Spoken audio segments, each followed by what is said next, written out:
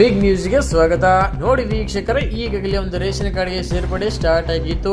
ಆದರೆ ಇನ್ನು ಮುಂದೆ ಯಾವುದೇ ರೀತಿ ಒಂದು ಪಬ್ಲಿಕ್ ಲಾಗಿನ್ ಇರುವುದಿಲ್ಲ.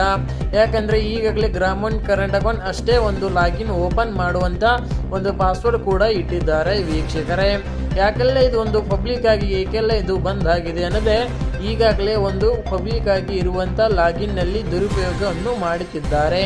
ಆದ ಕಾರಣದಿಂದ ನಮ್ಮ ರಾಜ್ಯ ಸರ್ಕಾರ ಮತ್ತು ಕೇಂದ್ರ ಸರ್ಕಾರ ತಿಳಿದು ಬಂದಲ್ಲಿ ಇದು ಒಂದು ಗ್ರಾಮೀಣ ಕರೆಂಟ್ ಅಕೌಂಟ್ ಸೇವಾ ಕೇಂದ್ರಗಳಲ್ಲಿ ಅಷ್ಟೇ ಒಂದು ಲಾಗಿನ್ ಓಪನ್ ಮಾಡುವಂತ ಅವಶ್ಯಕತೆಯನ್ನು ಮಾಡಿಕೊಟ್ಟಿದ್ದಾರೆ ವೀಕ್ಷಕರೇ.